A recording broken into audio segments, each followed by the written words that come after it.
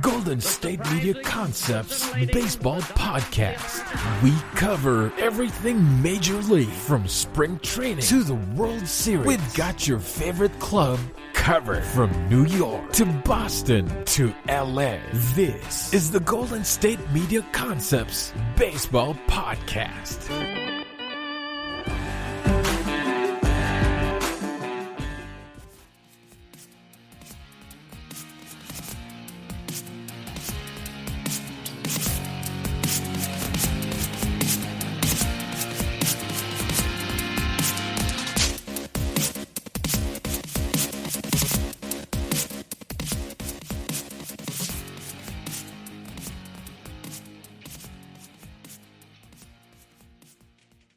Welcome back to the GSMC Baseball Podcast, brought to you by the GSMC Podcast Network. I'm your host, Graham Davina, and tonight we have one hell of a show for you because tonight has not ended. That's right, it's 2:35 in the morning, Monday night. I'm exhausted, I can't sleep. It's sleepy boy hours in Birmingham. Let's get into it. So, this whole podcast began because of a poll I released on my class's GroupMe page. I asked a question: which story should I tell for this week's episode? A, and by the way, play along. Come on, vote. A, the story of a player who crawled through an air vent to steal a baseball bat from a locked room during a game. B, the story of the player who was a catcher and moonlighted as a spy during World War II. C, the story of the player who was shot by an obsessed female fan. Or D, the story of the player who pitched a no-hitter high on LSD. Now, I thought it was going to be pretty close. I didn't know exactly who was going to win, but I thought it would be pretty close by the vote. But no. 24 votes were tallied, and 15 of them went to the no-hitter high on LSD. 4 people voted for the obsessed fan, 3 voted for the World War II spy, and 2, myself included, voted for the guy in the air vent. And the comments were pretty funny. So, my friend Jared wrote about the poll: one of those choices is the obvious answer. Please let me know when your podcast is up. Thank you, Jared. And then Sam wrote, if you don't talk about Dock Ellis, I will personally sue you. Okay, Sam. And Dock Ellis is the name of the pitcher who threw that no-hitter, that infamous no-hitter high on LSD. And before we talk about that no-hitter, which by the way was very impressive, let's talk about a different no-hitter that happened this week. The no-hitter I'm talking about was pitched by our good friend Joe Musgrove of the San Diego Padres. Joe Musgrove threw not just a no-hitter, but the first no-hitter in San Diego Padres history. The Padres have been around for decades, and this was the first no-hitter ever thrown by a player to completion. And Joe Musgrove did it. And my question to you, the trivia question of the day, is this. In 1970, Clay Kirby for the Padres was working on no-hitter. He was the closest person besides Musgrove to throw a no-hitter in a Padres uniform. He pitched a no-hitter through 8 innings and was removed from the game by Preston Gomez as manager. Why was he removed? What happened? And while you're wondering that, let's talk more about Joe Musgrove's amazing feat. So this happened just 2 days ago, from April 9th, 2021. Musgrove was playing a game at Globe Life Park in Arlington against the hometown Texas Rangers. I almost said Tampa Bay Rangers. No. Musgrove was pitching against the Rangers, and he did an amazing job. So, obviously, he's on the bump for the Padres, and the Rangers have a guy named Kohei Arihara from Japan, a rookie, starting the game for the Rangers. And starting for the Padres in the field was center fielder Trent Grisham, who also, incidentally, is on my fantasy baseball team, Jurickson Profar at first base, Manny Machado, the future Hall of Fame third baseman, at third, Eric Hosmer, the former first-round draft pick and Royal, at DH, Will Myers, the former catcher, playing right field, Jay Cronenworth playing second base, Tommy Pham playing left field, Ha Seong Kim, the rookie, playing shortstop today. And by the way, we'll talk about him some more in a minute. And playing catcher was the fellow Puerto Rican Victor Caratini. And by the way, I love Puerto Ricans, man. My mom's from Puerto Rico. I love my mom. Therefore, I love Puerto Ricans. And playing for the Rangers at shortstop was Isaiah Kiner Falefa. And Isaiah Kiner Falefa is one of my favorite players in the game today because he could play third base, he could play shortstop, he could play second base, and he can catch. Yep, that's right. This guy can catch and play shortstop. And I think that's just incredible. I mean, how many guys can do that? How many guys can really play both shortstop and catcher at the same time? Not many, I reckon. But he can. So, I love that guy. I think he's amazing, and I really wish that he could be on my fantasy team this year. Playing at third base today was Anderson Tejada. Playing at right field was Joey Gallo. Playing at DH was Nate Lowe. Playing at second base was Nick Solak.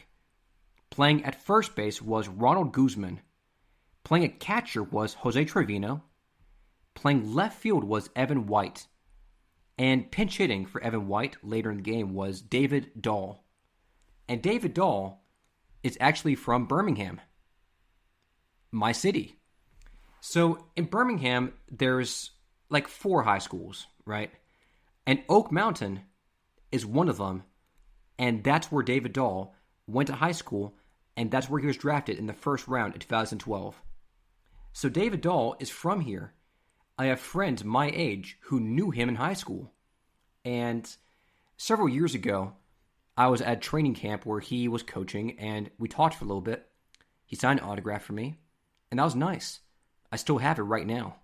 So David Dahl is a nice guy, and I wish him all the best. Playing center field for the Rangers today was Leody Taveras from the Dominican Republic. And that was the lineup. What happened after that was purely magical. So, in the first inning against the Rangers, Musgrove pitched to Isaiah Kiner Falefa, who grounded out to second base. And then Tejada struck out looking, and then Gallo struck out swinging. So far, no runs, no hits, no errors. 2 strikeouts for Musgrove. Then in the second inning, the Padres scored 2 runs. Will Myers hit a double to left field, driving in Eric Hosmer. Tommy Pham hit a sac fly, and Taveras scored. So 2-0. Then Musgrove's back on the bump. He grounds out Nate Lowe. He strikes out Nick Solak, and Ronald Guzman flies out to right field. Again, no hits. Then, in the second inning for the Padres, Machado hits a double to deep center field and drives in Trent Grisham. 3-0. Padres, top of the third inning. At the bottom of the third, Musgrove strikes out Jose Trevino, the catcher. He flies out Evan White, and he makes Taveras ground out to shortstop. So far, no hits allowed. But still, that happens a lot. Only 3 innings. In the fourth inning, he grounds out Isaiah Kiner Falefa. He strikes out Tejada. He hits Gallo by a pitch. And then Nate Lowe lines out to right field. In the bottom of the fifth inning, Nick Solak pops out. Musgrove strikes out Guzman. And Trevino grounds out to shortstop. So far, it made it through 5 innings. Halfway through, no hits allowed. And there's no rule for when people start to notice a no-hitter coming on, but I'd say it's about this time when the crowd starts getting a little bit buzzy. Because according to my own research, 80% of the hits given up happen in the first few innings. So it would have been noticed had he made it this far and no hits were allowed. So anyway, in the bottom of 6th inning, he strikes out Evan White. Taveras flies out center field, and Musgrove strikes out Isaiah Kiner-Falefa. And now, he's made it through 2/3 of the game, 6 innings, with no hits allowed. Only 1 hit by pitch to Gallo. At this point, definitely the announcers know. The PR guys know. At this point, someone has noticed that Musgrove has made it through 2/3 of the game without allowing a single hit. That's pretty good. In the bottom of the 7th inning, Musgrove's on the mound still. He strikes out Tejada. Gallo grounds out to first base. And Nate Lowe strikes out swinging. 3-0 Padres, no hits allowed. And then, in the bottom of the 8th, 6 outs away from no-hit bid, Nick Solak grounds out. The crowd is now on its feet. Guzman grounds out to first base. And Trevino, looking determined, lines out to right field. The crowd is wild. Musgrove is 3 outs away from doing what Clay Kirby could not do. From doing what no other Padre had ever done in the history of the franchise. All he got to do is get 3 more outs. So then, the Rangers pull a dick move, and they yank Evan White, and they pinch hit for him with David Dahl, which means that they're actually trying really hard to get a hit, right? So, David Dahl is batting, the first batter in the bottom of the 9th inning at Globe Life Park, against Musgrove, who is 3 outs away from no-hitter. David Dahl lines out second base, crushes the line drive, the second baseman catches it, 1 out away. The crowd is going wild. And then Taveras grounds out right back to Musgrove. 1-hop grounder, Musgrove picks it up, throws it to first base, 2 outs. And then, with everything to play for, the crowd wild, baseball staring right at him, Musgrove pulls his cap down, adjusts his glove, reads the sign, winds up, throws, and Isaiah Kiner-Falefa grounds out to shortstop. And just like that, Joe Musgrove has thrown the first no-hitter in San Diego Padres history.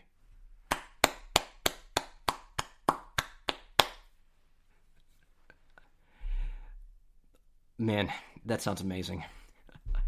And the best part about all of this, are you ready for the punchline? Joe Musgrove is on my fantasy team. My friend Thomas Wilson and I are co-parenting a team in fantasy baseball. And I picked Musgrove, which probably means that if my math is right, we probably earned at least a ton of points this past week. You're welcome, Thomas. And now, as Hall of Fame announcer Ralph Kiner used to say, it's time for a recap. So, Ralph Kiner actually used to say the word recap instead of recap. And best announcer of all time. So now we're going to talk about Dock Ellis. That's right, the titular character of this episode. So, Dock Ellis is, of course, the guy who threw a no-hitter high on LSD. Dock was a pitcher for the Pittsburgh Pirates for many years in the early and late 70s. Dock was born and raised in Los Angeles, California, and he was a talented pitcher attending Gardena High School in Gardena, California. At age 14, he began using alcohol and doing drugs. He wrote that he didn't have a good parent at the house. His dad wasn't around for him, and for him, he got in trouble easily. Fell with a crowd, that sort of thing. So he began abusing alcohol and drugs. He'd pay a homeless guy $20 to go into the store and purchase beer for him, which he'd drink when he was 14 years old. And at one point, he's outside of the school smoking, and the principal comes out and sees him and grabs him. And Dock is scared at this point and begs the guy to not tell his mom. And the principal, who also doubles as Gardena High School's baseball coach, gives Dock an ultimatum. Either I tell your mom that you've been cutting class and doing weed and smoking and stuff, or you try for sports. I know, right? Pretty sick coach. But Dock, who was pretty tall, played for the school's basketball team and eventually even scored 21 assists in one game, which I understand to be pretty impressive. He also played as an infielder for a local semi-pro team around the time he was graduating from high school. But Dock's life didn't get better from a personal level. Throughout high school, his grades were never good. He cut class frequently. He did a bevy of drugs, marijuana, alcohol, ecstasy, and at one point, he nearly gets expelled for marijuana use when he was 17. But in the 4 games he played in baseball, he was named All-League All-Star.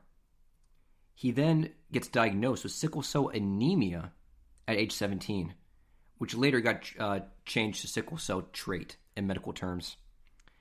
He then later played for the Los Angeles Harbor College baseball team, a junior college, and was signed by the Pirates for $60,000.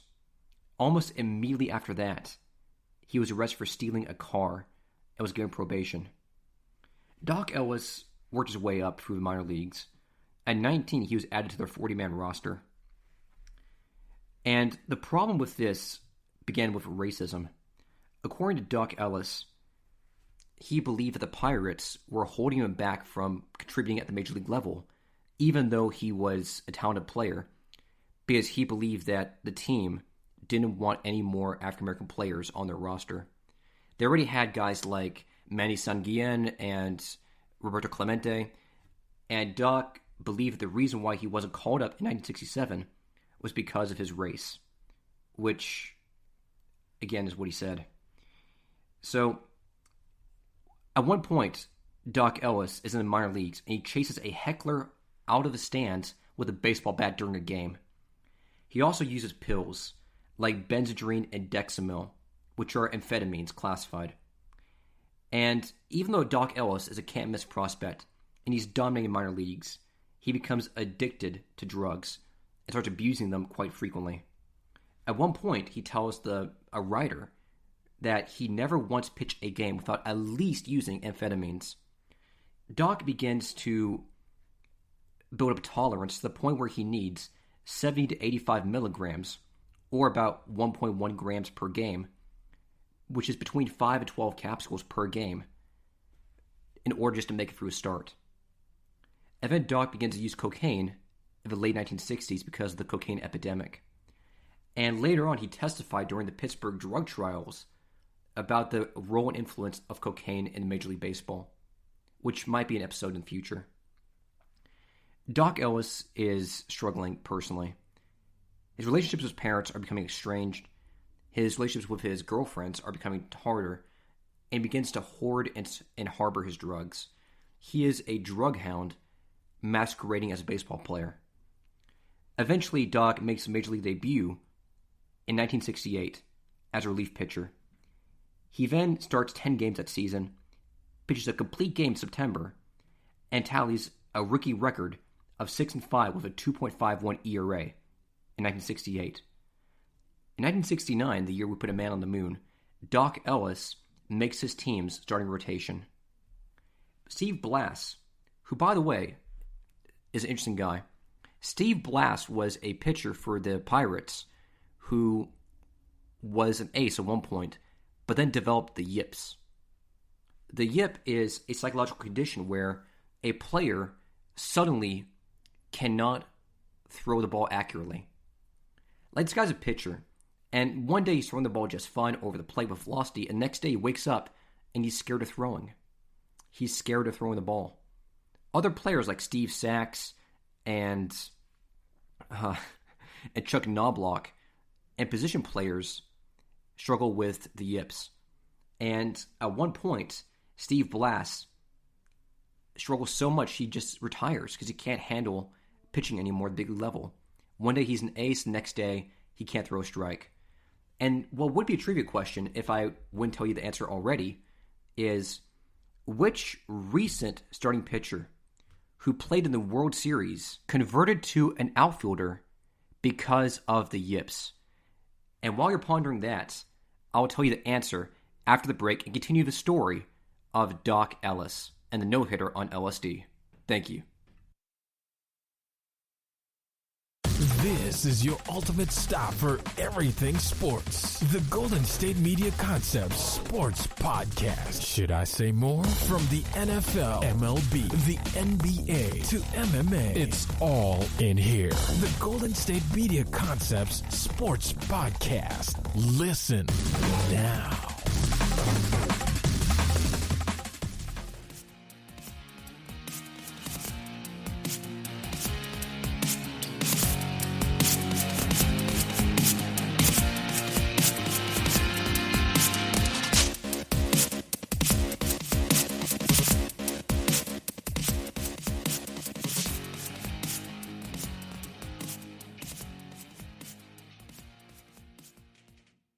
Welcome back to the GSMC Baseball Podcast. I'm your host and best friend, Graham Uvina, and tonight we're talking about Dock Ellis and his no-hitter on LSD. But first, the answer to the question of which pitcher struggled so much with the yips, the inability to throw the ball over the plate for a strike, that he quit pitching and became an outfielder for his team recently.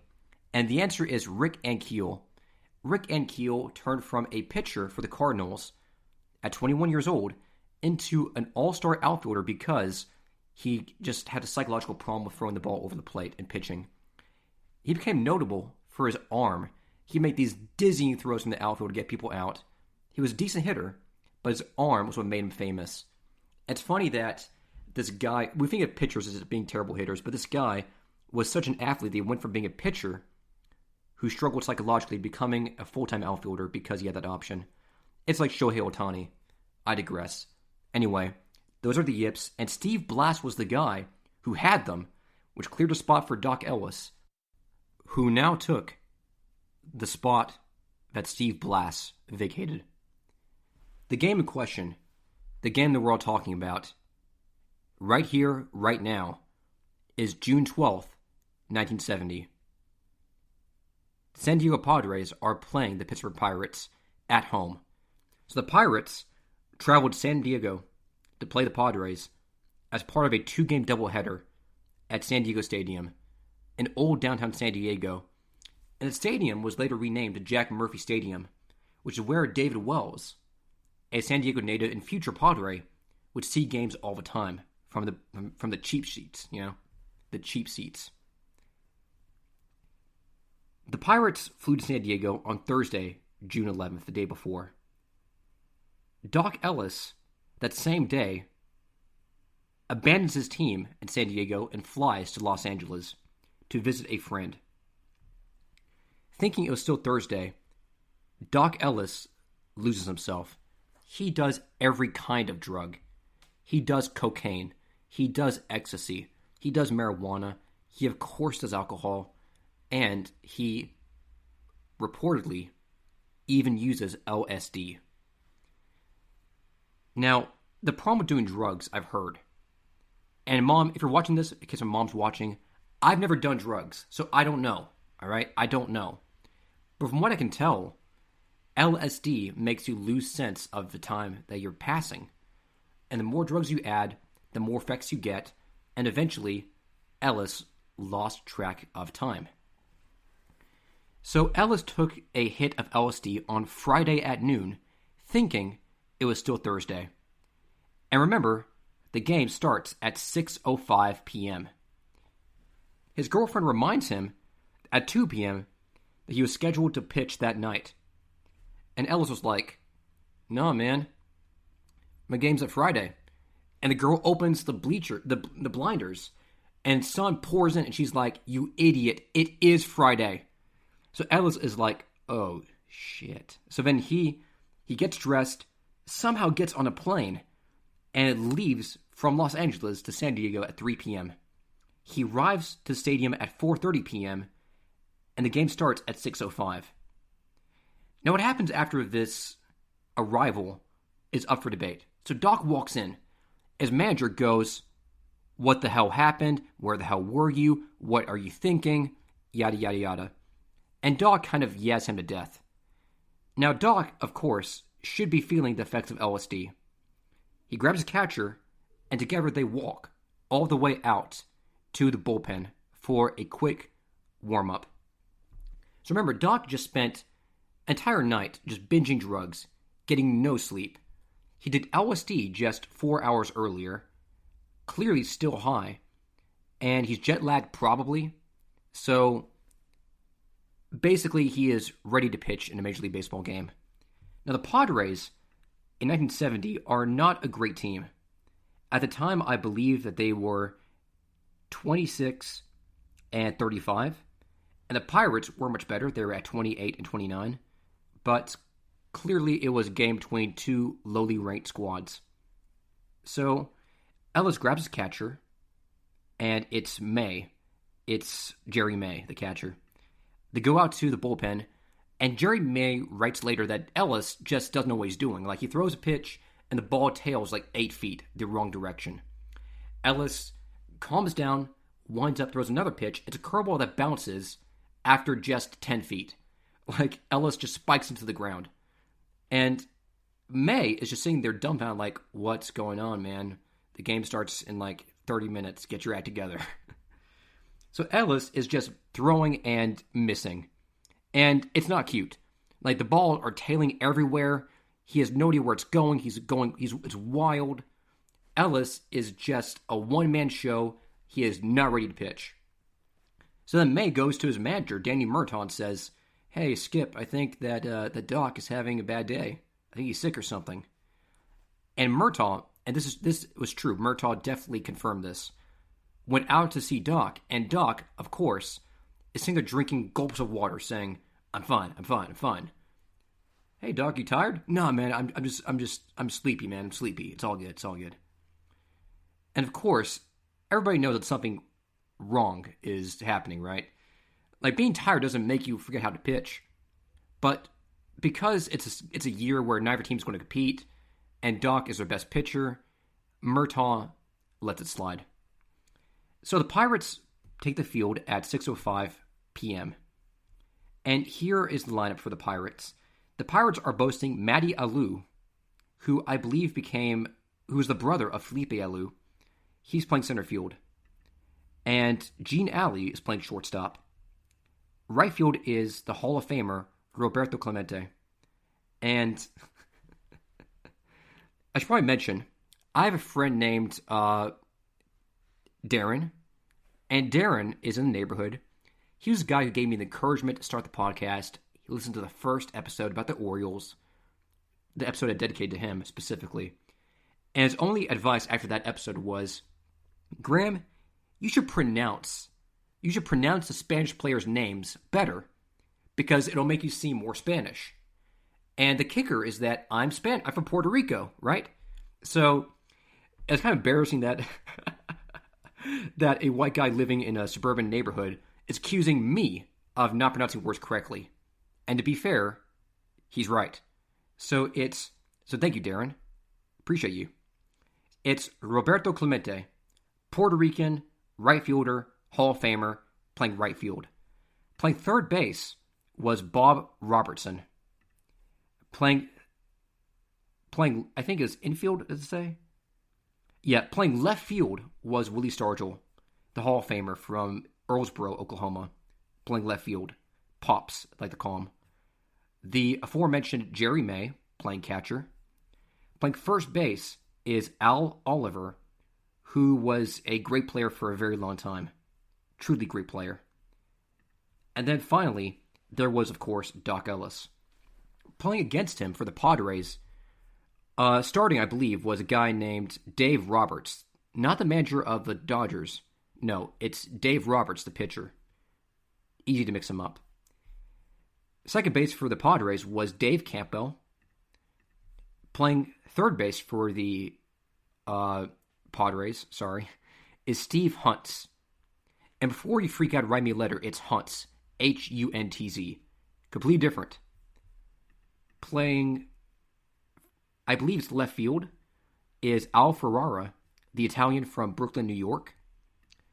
Playing first base is Nate Colbert. And Nate Colbert had some great seasons. Truly underrated player. I really like Nate Colbert. One of the best Padres of all time, no doubt. Playing right field is Ollie Brown from Tuscaloosa, Alabama. Step on up, Ollie Brown. Center field is Ivan Murrell. And his name is Ivan Murrell, but it says he was born in Bocas del Toro, Panama. Wow. Did not expect that. Catcher for the Padres is Chris Cannizzaro. And playing shortstop is Tommy Dean from Luca, Mississippi. Small world. And of course, pitching is the aforementioned Dave Roberts. So here's how the game played out. Doc takes the field at 6:05, and he gets loose. It's just ridiculous. He's not feeling himself. Dave Roberts pitches the top half of the first inning, gets him out 1-2-3. And then Dock Ellis takes the mound in San Diego, completely tripping balls. So Doc's out there. He's just mixed cocaine and weed and LSD and alcohol. Hasn't slept. He's on the mound. He is just not ready. He says that he's looking at the plate. He sees 3 of them. He sees 3 home plates, left, center, right, just kind of fading in and out. He looks up at the umpire, and all he sees is Richard Nixon, the current U.S. president. Ellis is just, he's nuts. So as Ellis recounted later, he says, I can only remember bits and pieces of the game. I was psyched. I had a feeling of euphoria. I was zeroed in on the catcher's glove, but I didn't hit the glove too much. I remember hitting a couple of batters, and the bases were loaded 2 or 3 times. Sometimes the ball seemed small in my hand. Other times it seemed very large. Sometimes I saw the catcher, and sometimes I didn't. Sometimes I tried to stare the hitter down and throw while I was looking at him. I chewed my gum until it turned to powder. They say I had about 3 or 4 fielding chances, but I don't remember any of them. I do remember diving out of the way of a ball I thought was a line drive. It wasn't. It was just a ground ball that I thought was near me, but it wasn't. And that's the kind of mental state that Dock Ellis had today. So the first batter digging in is leadoff hitter for the Padres, Dave Campbell, second baseman. And before I go any further and talk about the game, I want to say my dad and I homebrewed a Bavarian beer, a Bavarian whiskey ale, and it tastes delicious. Homebrewing is so fun. Try yourself. I'm going to take a sip right now. Good stuff. Anyway, so digging in is Dave Campbell, second baseman, and Dock Ellis winds up, delivers, and he gets him to pop out to right field, 1 out. Dock Ellis then walks Steve Huntz on 4 pitches, and the catcher at this point, the catcher for the Pirates, it's May, he says that Dock Ellis' pitches are moving like a foot apiece. His fastball is just moving, and it's moving like a slider. It's going all these different directions. It's not making sense. The ball movement is just bonkers. So Steve Huntz walks, and Dock Ellis, at this point, is just kind of walking around the mound. He's not touching the rubber. He truly seems dazed and confused. No pun intended. So then, Al Ferrara is up, and he hits a pop fly foul to first base. 2 outs. Nate Colbert walks. 2 walks already, first inning. And Ollie Brown, the Alabamian, strikes out looking. Okay? 2 walks, but unscathed. In top of second, Stargell hits a home run, and that's good for him. The Pirates are now up 1-0. Dock Ellis faces Ivan Murrell next, grounds out to third base. Then Chris Cannizzaro bats in top of the second inning. And Chris just crushes the next pitch. So, Chris hits a line drive to center field against Dock Ellis, and Matty Alou makes a running one-handed grab in deep right center field, which probably saved the entire evening for Dock Ellis. Then Tommy Dean hits a fly ball to right, just like that. 2 innings pitched, Dock Ellis is fine. He's cruising. Now Ellis is still tripping at this point, but he's now gone to a groove. At this point, Doc does say, though, that he can't see the catcher. He can't see his own catcher. He sees a glove, but no catcher. It's like a black, shadowy thing. Make of that what you will. Then next inning, Doc faces Dave Roberts, the pitcher, and gets into pop foul to left field. Then he faces Dave Campbell again, foul pop-up to catcher. Then he walks Steve Hunts and strikes out Al Ferrara.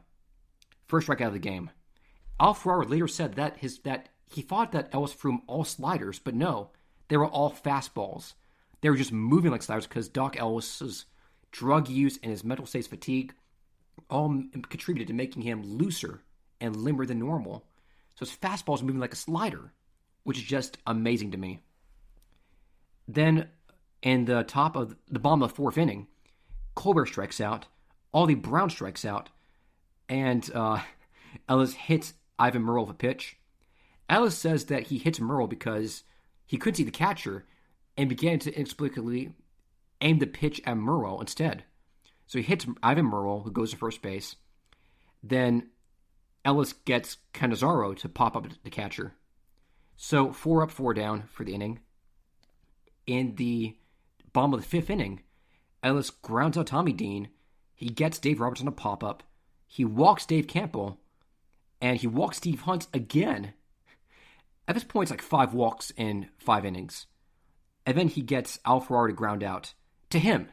So Ferrara hits a ground ball to Dock Ellis, and Dock somehow retrieves it and gets Ferrara out at first base. Then, in the bottom of the 6th inning, Ellis walks Nate Colbert. He gets Ollie Brown to pop out to second base. He gets Ivan Murrell to pop out to first base. He walks Cannizzaro, and he strikes out Tommy Dean. At the bottom of the 7th inning, the crowd began to realize that something special was underway.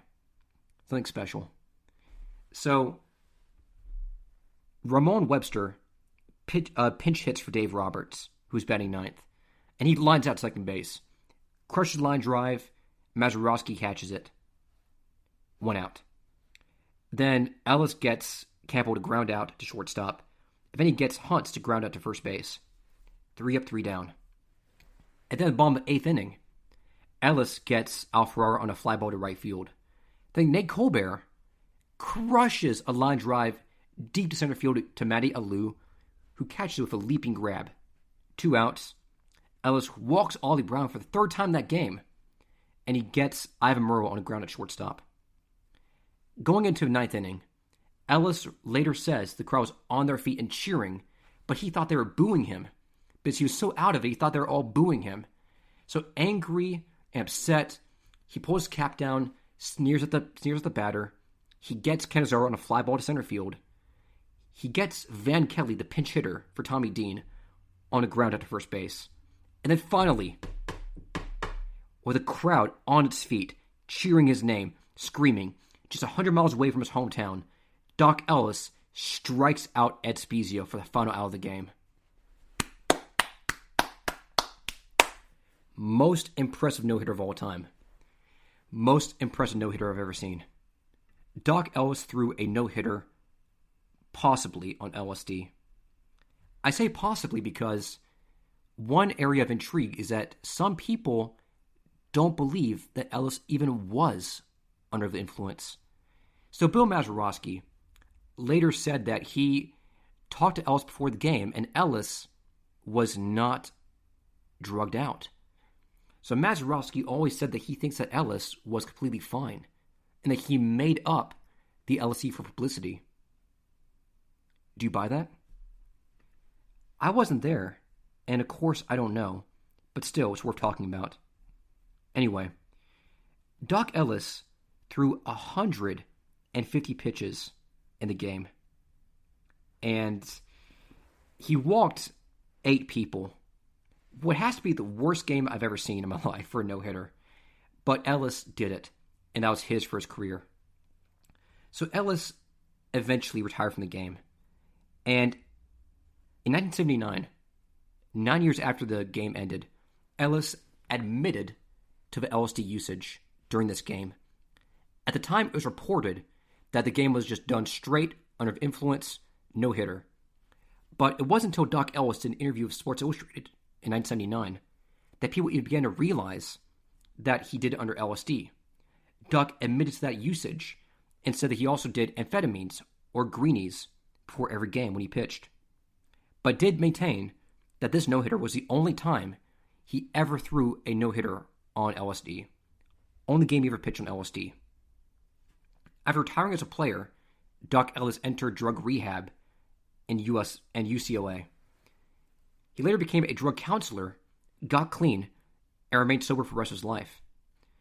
Ellis passed away in 2008 of cirrhosis of the liver. He was buried in Inglewood Park Cemetery in Inglewood, California. In 2014, the movie No, a documentary, was released on Netflix, which provides an inspiring and moving account of Ellis's life, his addiction, his survival, and his vindication. I recommend it. And that is the story of Dock Ellis and the no-hitter on LSD. Coming up next, we'll talk about recaps and messages and sports and scores. Find all of this and more only at the GSMC Baseball Podcast. Thank you very much. Tired of searching the vast jungle of podcasts? Now listen close and hear this out. There's a podcast network that covers just about everything that you've been searching. Hey! The Golden State Media Concepts Podcast Network is here. Nothing less than a podcast bliss with endless hours of podcast coverage. From news, sports, music, fashion, cooking, entertainment, fantasy, football, and so much more. So stop lurking around and go straight out to the Golden State Media Concepts Podcast Network.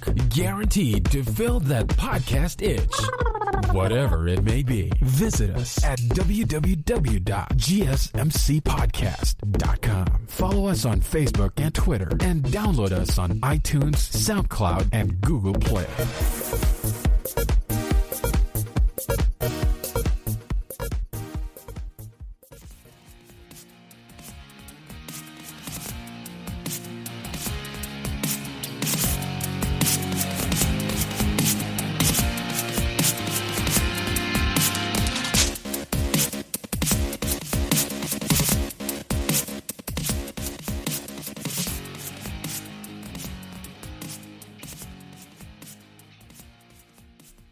Welcome back to the GSMC Baseball Podcast. I'm Graham Uvina. We're talking about trivia. Before the break, I asked you, who was the last pitcher besides Joe Musgrove to even come close to throwing a no-hitter for the Padres? And the answer is Clay Kirby. But I asked you specifically why he wasn't allowed to finish his game. So what happened was, Kirby was throwing a no-hitter against the New York Mets after 8 innings. But they were down. The Padres were down 1-0. And that was because Kirby walked somebody in the first inning, and there was an error, and then there was a ground ball, and they pushed across a run. So Kirby gave no hits, but via a walk and an error, someone scored. So the no-hitter was still intact, but Kirby had allowed a run. And his own team, the Padres, did not score a run. So they were down 1-0 in the bottom of the 8th. And so the manager, Preston Gomez, was trying to decide whether to let Kirby go out there and try to get his no-hitter or to win the game. And Gomez chose to have Cito Gaston pinch hit for Kirby in the bottom of the 8th inning.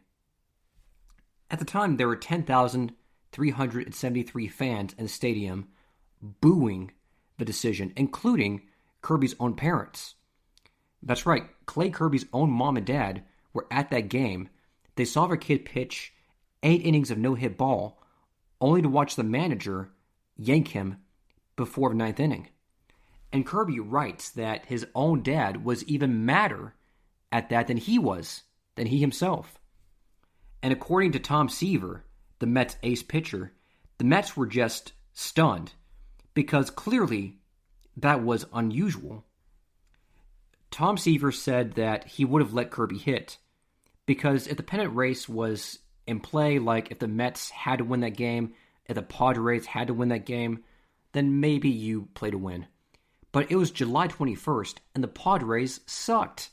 That's not a playoff team. So Tom Seaver echoed the majority opinion, which was that in a game like this, Clay Kirby probably should have been allowed to finish the game. Gomez yanked him, though, and the Padres reliever, Jack Bauchkin, came into the game in 9th inning, gave up 2 runs and 3 hits legitimately, and the no-hit bid was gone. And that was the last time before anyone came even close to throwing a no-hitter. So that was back in 1970. And for 51 years, that's right, 51 straight years, nobody came close until Joe Musgrove 2 days ago. So I thought that was pretty amazing. And by the way, Clay Kirby's story and his life were immortalized in his book, Tales from the Ballpark, which I have right now. So buy it. It's a good book. We're talking more about the game between the Cubs and the Pirates. So, like I said, Trevor Williams was on the mound for the Cubs, and J.D. Brubaker was on the mound for the Pirates. And playing for the Cubbies were the usual suspects: Ian Happ, Anthony Rizzo, Chris Bryant, Jock Peterson, Jose Baez, so on. For the Pirates, there was Adam Frazier, Phillip Evans, Brian Reynolds, Colin Moran, Kevin Newman, and so on. So what happened was that early in the game, in the 2nd inning, Jose Baez hit a home run center field. Cubs up 1-0. The Pirates struck back. Fowler doubled to left center, driving in Gregory Polanco. Brubaker, the pitcher, hit an RBI single, driving in both Stallings and Dexter Fowler. So the Pirates are up 3-1. And then the Pirates, again, J.D. Brubaker hits an RBI ground at second base, driving in Kevin Newman from third. So the Pirates are up 4-1 in the 3rd inning. And the 4th, the Pirates, Moran, hits an RBI single to left field, scoring Phillip Evans 5-1. And then in the 7th inning, Wilmer Defoe hits a 2-run home run, driving in himself and Jacob Stallings. And that's where the game ends. The Pirates win 7-1. Straightforward, simple, hell of a day for J.D. Brubaker, the pitcher. After that, there was the Tigers and the Indians. And Miguel Cabrera was not playing today. He was injured. For the Tigers, Jose Urena was on the mound. Daniel Norris was relieving for the Tigers. And by the way, Daniel Norris lives in a van. So this guy is a multi-millionaire athlete, and he chooses to live in an RV that he drives himself to the stadium every single day. Pretty cool. For the Indians, there was Logan Allen and Brian Shaw. And Emmanuel Clace, the highly touted flamethrower, was closing the game out for the Indians. Good for him. Playing for the Tigers were Robbie Grossman in left field, Willie Castro, Nico Goodrum, Renato Nunez, Jaimer Candelario, Wilson Ramos, Jonathan Scope, Nomar Mazara, and Jacoby Jones. For the Indians, there was Andres Jimenez, Cesar Jimenez, Jose Ramirez, Eddie Rosario, Franmil Reyes, Josh Naylor, Ahmed Rosario, Ben Gamel, and Jake Bowers.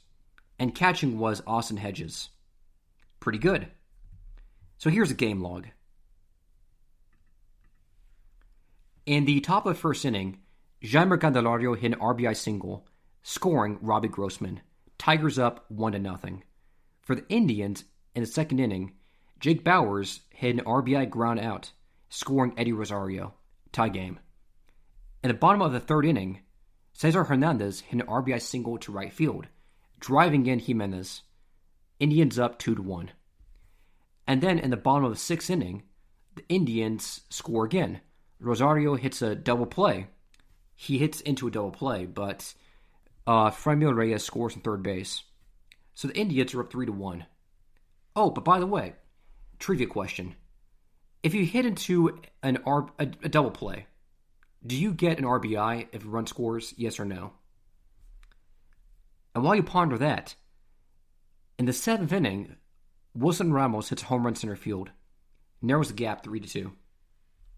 And then in the bottom of the eighth inning, Franmil Reyes hits a single to shallow right field, driving in Jose Ramirez and Eddie Rosario, because Mazara, who's a klutz, picked the ball up in right field and overthrew the catcher, which scored Rosario from second base. So that's where the game ended. The Indians won 5-2. Overall, kind of messy, but still, a win's a win. After that, the Marlins and the Mets were supposed to play, so they took the field. Stroman pitched. He threw 9 pitches. And then the umpires called the game right then and there because of rain. Ouch. Stroman is not amused. Like, imagine getting all the way to the field, warming up, getting ready, talking to your sports psychologist or whatever, throw a bullpen, get loose, go to the game, throw 9 pitches, and then the game is over. I'd be pissed. So Stroman is not a happy camper. Can't say I blame him. The good news is that the Yankees and the Rays played a full game today at Tropicana. Good for them. So what happened was the Yankees are playing an away game. The Rays are hosting the team. Jordan Montgomery is on the mound for the Yankees. Brent Honeywell Jr. is on the mound for the Rays. Now, you're probably wondering, why that's a big deal. It's a big deal because this is Honeywell's first game in the big leagues, his MLB debut. And Honeywell is a screwball pitcher. That's right. Brett Honeywell throws a screwball. Now, you're probably wondering what screwball is. A screwball is a pitch that is meant to mimic a changeup. You basically grip it like you would a circle changeup, but you pronate. You pronate your wrist and the hinge joint of your elbow as you throw the ball, which gives the ball additional movement and makes it move towards the arm side. So if you're a right-handed thrower and you throw a screwball, you would pronate and turn your wrists inside towards you as you throw the baseball. And the ball will be thrown and tail off towards the right side if you are a right-handed thrower. And if you're left-handed, it's going to go to the left side. It's supposed to be a slow pitch with unpredictable movement that kind of tails away from your arm side. The reason why many people don't throw today is because it hurts. It really hurts to throw because it requires a lot of torque and pressure on your joints. So people like Carl Hubble threw one. Fernando Valenzuela Jr. threw one. And now it's Brent Honeywell. It's a pitch that is rare. And he is the only screwball pitcher in the big leagues right now. And they're showing a replay on StatCast of Honeywell's first ever screwball pitch of the night. And he threw it to the batter. The batter hit a ground at first base. Simple play. 80 miles an hour screwball. But it was the first screwball StatCast had calculated in 8 years since Danny Ray Herrera did it for the Reds. So just a sort of a moment in history. Screwballs are very rare, and it was nice to see it be debuted again. So after that, the Yankees had some familiar faces in the lineup. They had DJ LeMahieu at first base. They had Aaron Judge. They had Aaron Hicks, Giancarlo Stanton, Mike Tauchman, who pinch ran later tonight, Gleyber Torres, Rougned Odor, who was traded from the Rangers to the Yankees. And the funny thing about Odor is that he, of course, has a huge black beard. But the Yankees have a no official hair policy. And by the way, trivia question part 2. Which Yankees player was suspended for 10 spring training games because he refused to trim his sideburns in violation of a team's policy? Think about it. And the hint is that he is currently a manager right now for a major league team. Anyway, Ronald Odor had a beard. He had a shave for the game tonight. And he looks... he looks like a 14-year-old. I mean, you have to check it out. It's really funny. Like, do it before and after. It's unrecognizable. And I relate. I mean, if you could grow a beard and then you shave, you look so different. It's like a weird 10 seconds where you don't recognize yourself in the mirror after you shave the first time in a while. It's pretty funny. Catching is Gary Sanchez. Playing third base was Giovanni Urshela, who went 4 for 5 with a home run. And then Brett Gardner in left field. And here's a funny story about Gardner. I went to baseball camp with a coach from the University of South Carolina. And that's where Gardner went to school. So the coach telling us about how he was having a tryout. And Gardner tried out for the team. And he was cut. Brett Gardner did not make his college team. So, they did that thing where they say, hey, thanks for trying out. We appreciate your effort. We regret to inform you. We hope to see you again next year. Blah, blah, blah, right? Gardner did not make the cut. And they gave everybody who made the team uniforms that first day. So next day, during practice, the South Carolina Gamecocks are on the field wearing their new uniforms. And they're stretching, they're taking ground balls. And guess who shows up? It's Brett Gardner wearing his high school uniform to the field.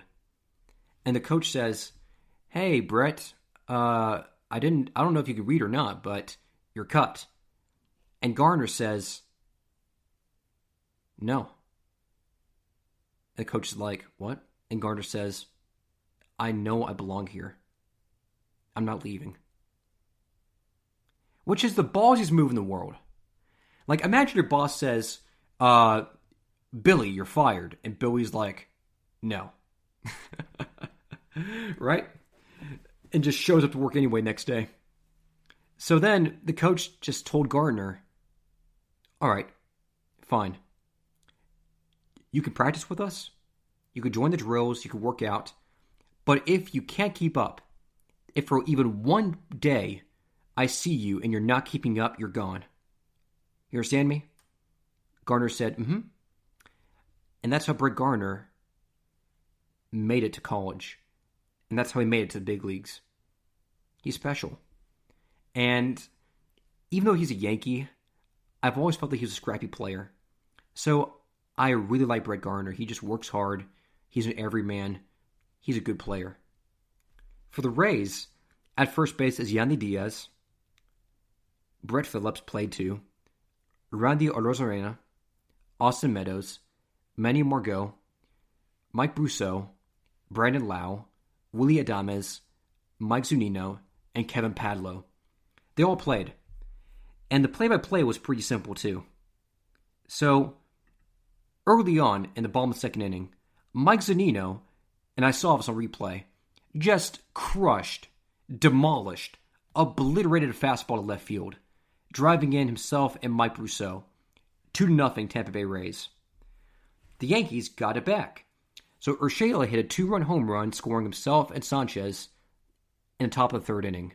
Tie game. And then Aaron Hicks grounded to double play, driving in Brett Gardner. And again, I ask you, trivia question, if you hit into double play, do you get an RBI, yes or no, if a run scores? In the third inning, Randy Arozarena hit a home run to right field, driving in himself and Yandy Diaz. 4-3, Tampa Bay. Then Torres, who was on my fantasy baseball team, hit an RBI single, driving in Aaron Judge in top of the 8th inning. 4-4. The game went to extras. In the top of the 10th inning, Rougned Odor, the babyface killer, hits a single to center field, driving in Aaron Hicks, 5-4. And remember, because it's an away game, the Yankees don't automatically win. Then Gary Sanchez drives in Torres with a single to center field. Then Urshela hits a single to right field, scoring Odor after an error by right fielder Manny Margot. The game finally was 8-4 Yankees. After that, the Royals and the White Sox played at Guaranteed Rate Field. Good game. The Royals won the game 4-3. Pitching for the Royals was Mike Minor, and pitching for the White Sox was Dylan Cease. I don't know if it's pronounced Cease or Cease. It's spelled Cease. Make of that what you will. Batting for the Royals was Whit Merrifield, Andrew Benintendi, Salvador Perez, Carlos Santana, Jorge Soler, Hunter Dozier, and someone who I've never seen before, Kyle Isbell in left field. Then there was Michael Taylor in center field and Nicky Lopez at shortstop. And then playing for the White Sox was Luis Garcia in right field, Luis Robert in center field, Jose Abreu at first base, Yoan Moncada at third base, Yermin Mercedes at DH, who, by the way, is batting .536 this year, Andrew Vaughn playing left field. And Vaughn, remember, was drafted in the first round last year, so he made the big leagues fast.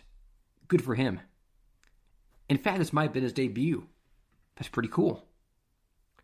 So then there was Zach Collins playing catcher, Nick Madrigal playing second base, and Danny Mendick playing shortstop. The game initially was very quiet, so nothing happened for the first 3 innings. And then everything happened. So the first run occurred in the bottom of the 4th inning. The White Sox's Luis Garcia hits a double to left field. Nick Madrigal scores, and the White Sox are up 1-0. And then, in the top of the 5th inning, Whit Merrifield for the Royals drives in Kyle Isbell on a single to left field, 1-1. The game is quiet for another 3 innings.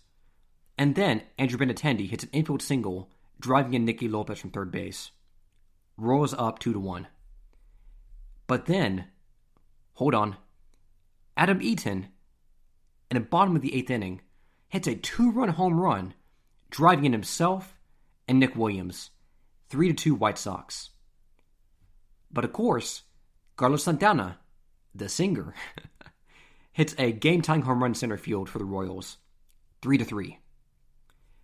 The Royals win the game in the top of the 10th inning, extra innings, on an error by Garrett Crochet. So, Benintendi hits a ground ball to the pitcher. The pitcher makes an error, a throwing error, which scores Michael Taylor in the confusion. The Royals win the game 4-3, and the White Sox lose on the throwing error. And that concludes this leg of the cycle. Stay tuned for more after the break, only at the GSMC Baseball Podcast. Thank you. Want to know the latest in soccer? Then listen to the Golden State Media Concepts Soccer Podcast. From MLS, the World Cup, and the Premier League, we've got you covered. The latest updates, the hottest matches, and news on the league's top players. It's the Golden State Media Concepts Soccer Podcast. David Beckham scores the goal to take England all the way to the World Cup finals. Listen now.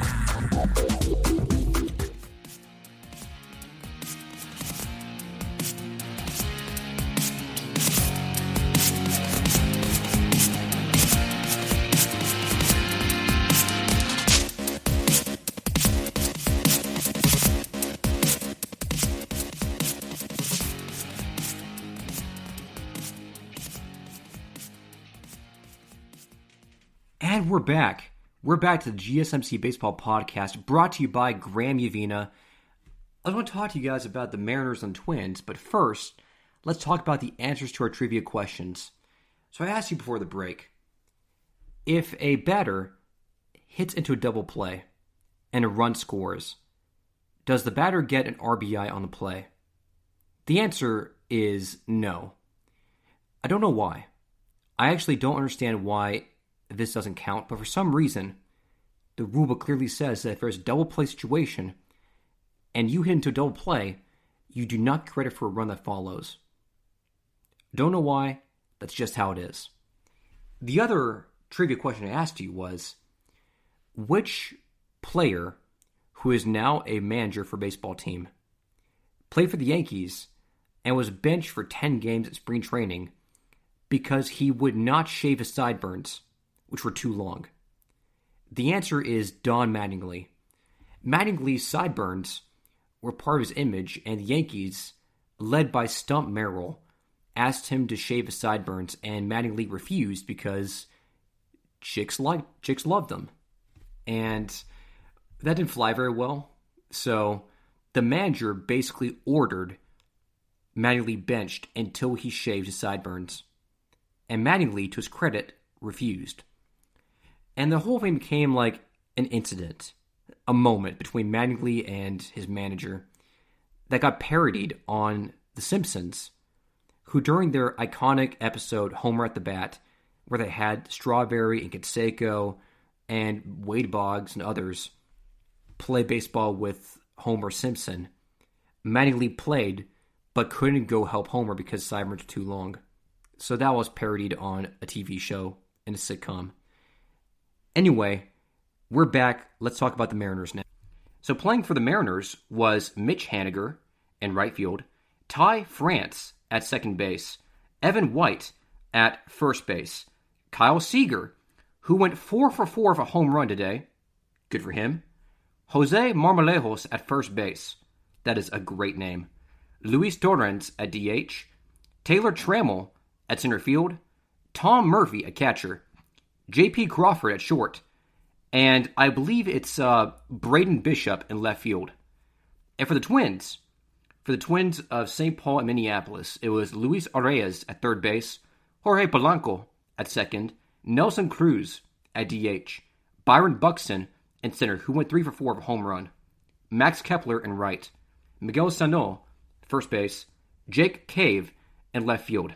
At catcher was Ryan Jeffers, and playing shortstop was Andrelton Simmons. Good lineup. Here's how it all went down. Early in the game, in the bottom of the first inning, Nelson Cruz hits a sac fly to center field and drives in Luis Arias.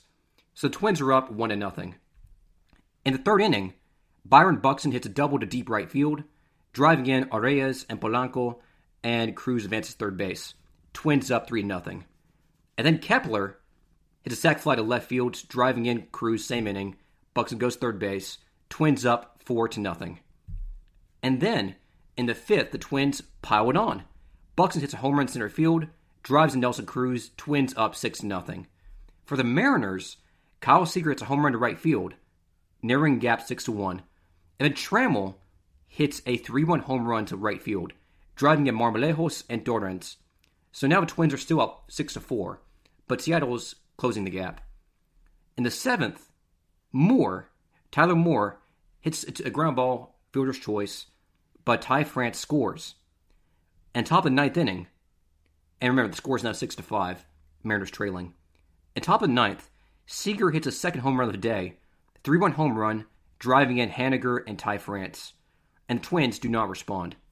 So that was a good game. Next was the Brewers and the Cardinals. On the mound for the Brewers was Brett Anderson, the left-handed pitcher. Pitching for the Cardinals was Daniel Ponce de Leon, and he's from La Miranda, California.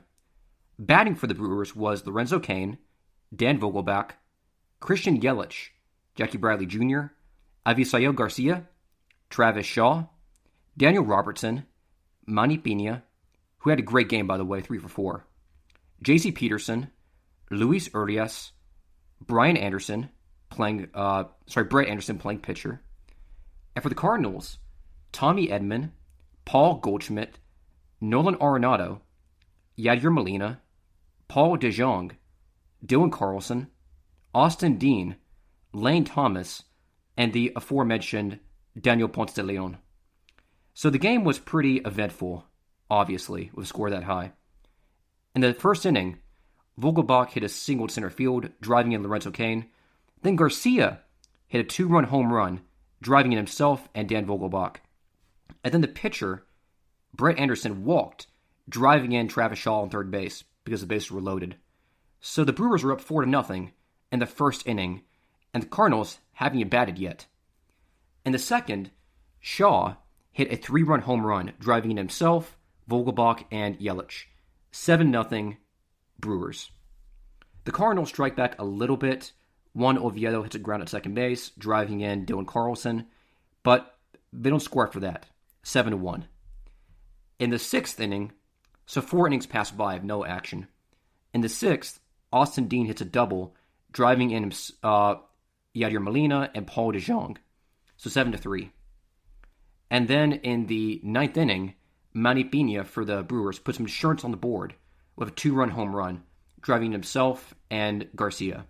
So 9-3 Brewers over the Cardinals.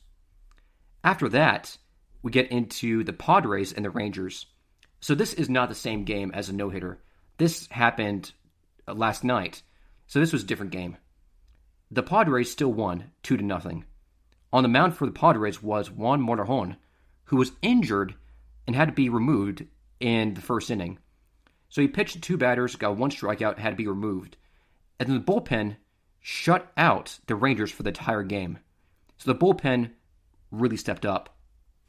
For the Rangers, pitching was Mike Fultenovich, who pitched 7 innings, gave up 1 earned run. Good game overall. 3 strikeouts, though. Not too many. Pitching also for the Rangers was Kyle Cody, the 6'7" giant from Kentucky, and Ian Kennedy, the former Diamondback ace. Playing for the Padres was almost exactly the same lineup as last time. Trent Grisham, Jurickson Profar, Manny Machado, Eric Hosmer, Will Myers, Jake Cronenworth, Tommy Pham, Victor Caratini, and Kim at second base. Playing for the Rangers was Isaiah Kiner-Falefa at short. Looks like he'll be doing that a lot more lately. Evan White in left field, Joey Gallo in right field, Nick Solak at DH, Nate Lowe at first base, Jose Trevino at catcher, Charlie Culberson at second, Ronald Guzman pinch hitting later in the game, Anderson Tejada at third, and Leodis Taveras in center field. So the game itself was very close. Not much happened for a long time. So Trent Grisham hit a home run in top of the 4th inning, putting the Padres up 1-0. And then in the 9th inning, while Kennedy was pitching for the Rangers, Machado hit a home run. So the only runs of the game were on home runs by Grisham and Machado, separated by 5 innings of play. So overall, not a lot of action. I believe both sides only had 5 hits. But Machado crushed that home run. He really did against Kennedy. Pulled it to left field, did a bat flip. The crowd goes wild. So overall, a good game. And currently, the Rangers are 4th in their division at 3-6, while Houston has reversed that at 6-3 and leads the AL West. Playing after that for the Rockies and the Giants came out ahead 4-0.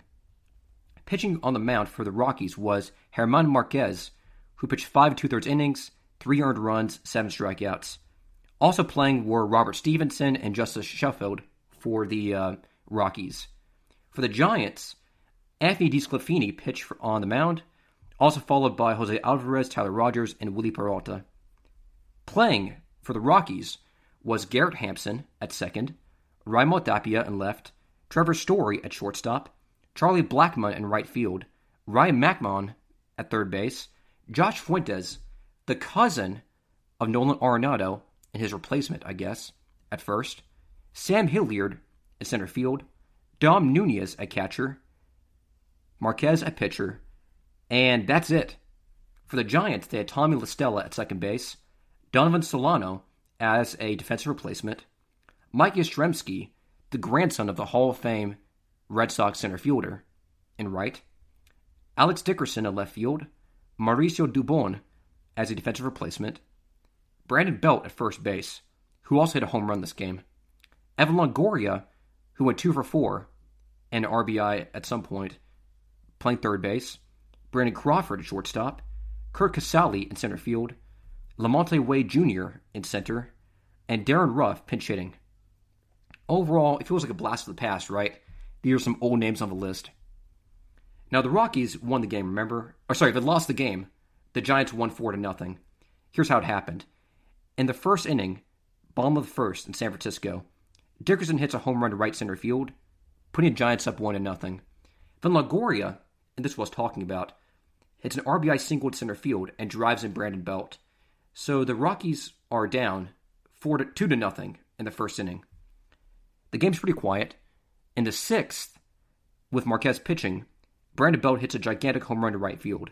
The Giants are up 3-0 now. In the seventh, Longoria hits a single to center field and drives in Yastrzemski. And that's where the game ends. 4-0 Giants. Overall, really clean game. Very simple. Not a lot happening, but still, they'll take it. And leading the NL West is the Dodgers at 8-2. Padres are at 7-3. The Giants are at 6-3. Easily the surprise of NL West. Arizona's at 4-6. And Colorado's at 3-7. But now for the match of the day. Now it's time for the match of the day. That's right. Graham's seal of approval bestowed upon the mantle of my Arizona Diamondbacks. That's right, folks. We won a game. I mean, I know that the A's or whatever have 12 wins or whatever, but the Diamondbacks won a game, and I think that's worth celebrating. We're now 4-6. 4-6, fighting 500. Good trend. So on the mound today for the Diamondbacks was Luke Weaver. Luke Weaver has, after this game, a 2.13 ERA in the bigs for 2021. Good for him. Matt Peacock pitched 2 innings too. Good for him. For the Reds, there was Jose De Leon starting for the game. And Carson Fulmer, the former Vanderbilt number 7, I think, overall draft pick, is now pitching for the Reds. And he relieved in this game. The line's for the Reds, and they're playing away at Arizona, Chase Field. Tyler Naquin in left field. Nick Castellanos in right. Joey Votto at first. Eugenio Suarez at short. Which, by the way, is not a great move from a defensive standpoint. let's just leave it at that. Mike Moustakas at third base. Aristides Aquino DHing. Well, pinch hitting. Nick Senzel in center field. Number 2 overall draft pick, 2017. Kyle Farmer at second base. And Tyler Stevenson at catcher. I actually played against Tyler Stevenson in high school. Good player. And, of course, the aforementioned De Leon at pitcher.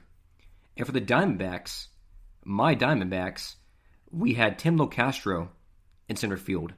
And Locastro just stole his 29th straight consecutive stolen base. So his cleats have now been sent to Cooperstown for safekeeping, because he broke a Major League record. The longest active streak of consecutive stolen bases, Tim Locastro. Good for him. And I believe that Foolish Baseball,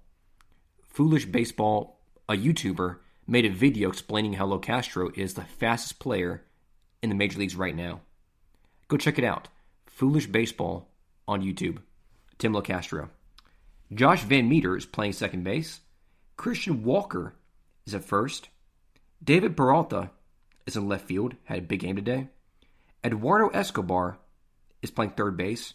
He also had a big game. Pavin Smith in right field. Natural first baseman playing right field today. Nick Ahmed at shortstop. 2 for 4. Carson Kelly at catcher. And Josh Rojas pinch hitting at some point. Okay, so that's basically the rundown. But now it's time for the play-by-play. So in the bottom of the second inning, Pavin Smith hit an RBI single at center field and drove in Escobar from second base. Diamondbacks up 1-0. And then, this was the play that's shown on the replays. In the bottom of the third inning, Peralta hit a home run to right center field, driving in himself, Van Meter, and Christian Walker. 3-run home run, Diamondbacks up 4-0. And then, in the bottom of fifth inning, Escobar hit another home run to right field, driving himself and Peralta. 6-0 Diamondbacks. Pitching change, Bedrosian's in for Cincinnati. Van Meter walks, and that walk drives in Carson Kelly from third base. Bases loaded. The Diamondbacks win the game 7-0, and that's good, you know. I love my team. Makes me happy when they win. Merrill Kelly pitched a great game, and I'm just really happy about that. And by the way, at that game, Weaver pitched a no-hitter all the way until the 7th inning when he gave a single to somebody. But still, he had a great game.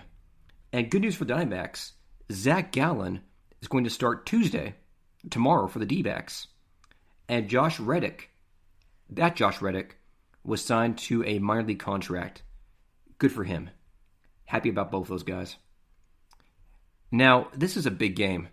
Kershaw versus Max Scherzer. Nationals at the Dodgers. Huge game. I think if you're going to make a list of the two best pitchers of the decade, DeGrom hasn't gone there quite yet, although he's close. Kluber, maybe not. Not Garrett Cole. You could argue Verlander, but I would go with Max Scherzer and Clayton Kershaw. So if they're both starting in a matchup of the aces, the Nationals are playing at the Dodgers. Let's get into it. The Dodgers won the game 3-0. Let's get that clear. And Kershaw picked up the win. Kershaw went 6 innings, had 6 strikeouts, 5 hits allowed. Great game. And Corey Nebel relieved him. 1 inning pitched, no earned runs allowed. I should probably mention, Kershaw now has ERA of 2.89 on the young season. Good for him. Nebel is coasting right now, 1 inning pitched, no earned runs allowed.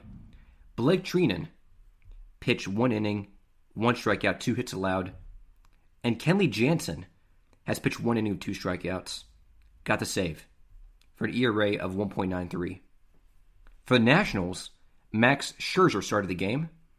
He pitched 6 innings, gave 5 strikeouts, 3 hits allowed, 1 earned run. Tanner Rainey pitched 1 inning, 2 earned runs allowed. And Brad Hand pitched 1 inning with 1 strikeout. Great performance. I should probably mention the lineups. Victor Robles in center field, Trey Turner at short, Juan Soto in right field, Ryan Zimmerman at first, Jordy Mercer at second, Starlin Castro at third base. That's pretty weird. I believe it's Yadiel Hernandez from Cuba in left field. A rookie despite being 33 years old. Jonathan Lucroy catcher. Gavin Lux at second base for the Dodgers. Corey Seager at shortstop. Justin Turner third. Max Muncy at first. Chris Taylor at center field. I believe that's Edwin Rios in right field. Never Puerto Rican. There's lots of us. Zach McKinstry in left field. And Matt Beatty contributing as a pinch hitter. And the rundown was this. McKinstry hit a double to deep center field in the bottom of the 2nd inning, driving in Max Muncy. Dodgers up 1-0. And that was with Scherzer pitching. When Rainey relieved him in the bottom of the 7th inning, McKinstry hit a home run to right field, 2-run shot driving in himself and Taylor. Clean game, 3-0, Dodgers. And the Dodgers, of course, as you'd expect, now lead the NL West 8-2. I should probably mention, briefly, I actually have met Clayton Kershaw. He came over to Birmingham several years ago. I believe it was 2015. It was the year that he had placed second to R.A. Dickey in Cy Young Award voting. And that was the year that Dickey went crazy, and he was the first knuckleballer to win a Cy Young Award. And I met Kershaw. And Kershaw was in town because the camp was a Christian-themed baseball camp. And for some reason, he agreed to show up. I don't know why. I know he's from Texas, but he's playing for the Dodgers. But for some reason, he comes to Birmingham, Alabama. And it was funny because at the camp, there was Tim Hudson, the renowned MLB pitcher, followed by a guy named Matt Guerriere, a teammate of Kershaw's. And I don't know why Guerriere and Kershaw showed up, because they're not from Alabama, right? Hudson makes sense, because he's from Georgia, and he went to Auburn for college, my alma mater. but I don't know why Kershaw and Guerrier would do it. But anyway, there was a part of the camp after the fielding drills and hitting drills where also, incidentally, Josh Willingham, the former left fielder for the Royals and A's, showed up. And he was a super nice guy, and he loved my swing. I did great at his little section. So then Kershaw was hosting the pitching section. So it's Kershaw, Guerrier, and Hudson, and they're teaching these 12 to 14-year-old boys how to pitch. I got there, and they told everybody, a group of like 10 people, to pair up with whoever they wanted. And immediately, 7 kids went with Hudson. So there's a future Hall of Famer, at the time, a 3-time Cy Young Award winner, right there playing at the peak of his career. And these kids, these moron kids, go with Tim Hudson, who of course is pretty great, but still, it's like, Jesus, man. Jesus. And one kid went with Guerrier, and the 2 kids who knew what was up went with Kershaw. And Kershaw showed me his grip for his slider and his curveball, and he gave me a pitching lesson. I asked him why he did that thing where he brings his hands above his head. I asked Kershaw why he insists on bringing his hands above his head before coming set. And he said he doesn't know. He told me that he just does that, but it seemed like he didn't quite understand why. He was just like, yeah, I do that sometimes. So it was just something he picked up along the way, and he does that now. So there's no timing mechanism, there's no breathing, it's just the way he does things. So I learned that I did not expect. My dad was filming the whole thing. Go ask him for verification. And the funny thing is, of course, my dad, who, let's just say, isn't the most technologically suave, did not get the audio from that. So he got the video of me standing 5 feet away from Clayton Kershaw, but he did not get the audio. I love him, but Jesus, damn, I mean, I wish we could have had that, you know? A pitching lesson from the greatest pitcher of my generation, filmed on tape, that would have been worth something. So we have the video of Kershaw talking to me for like 30 minutes, but no audio, which is just unbelievable. Man, we should have gotten the update. So Kershaw and I are talking, and he shows me his grip. He's throwing a conventional curveball grip with 2 fingers on the seam of the baseball. And at the time, I was throwing a knuckle curve with my knuckle digging into the seam between the 2 ridges. And Kershaw had me throw one curveball his way and one my way. And I have to tell you, the curveball I threw in front of Clayton Kershaw was the best one I've thrown in a long time. It actually moved. It like went from nose to toes. And Kershaw, you see on the video, he sits there and goes, like, he raises an eyebrow. He's like, And he turned to me and said, maybe I should throw my pitch your way. Maybe I should throw my pitch the way you do. And I just kind of laughed, and we sat there for a minute laughing. And at the end of that session, there was a long line of kids with baseball and stuff getting ready for Willingham and Tim Hudson and Guerrier and Kershaw to sign their baseballs. So I'm sitting there, and I've got like 2. One for me and one for my friend who's a Dodgers fan. So I'm in the line, and I'm going there one by one. And Kershaw, when he sees me, he recognizes me immediately, and he says, I can't sign more than 1 baseball at a time. It's against the rules. So I say, no problem. He signs my baseball. I take it, and I go on to Willingham, who's next in line. And then I get right back in line. I want 2 autographs. So Kershaw sees me in line, like 5 people away for the second time. He just starts smirking. I get up and he says, you're back again? I said, yep. So I hand him my second baseball. He signs it. He gives it back to me, and then I just extend my right hand. Kershaw then smiles sheepishly, and we shake hands right then and there. My dad got on tape. So Kershaw is a devout Christian. He was willing to spend his time with us, teaching us how to play baseball. He came all the way to Birmingham, Alabama, just to teach kids to throw a curveball like he did. And in my case, maybe I showed him something too. The point is that Kershaw is a great guy and a great pitcher, and I hope to see him in Cooperstown someday. And that concludes today's episode of the GSMC Baseball Podcast. My name is Graham Navina. Thank you for listening. Have a great day.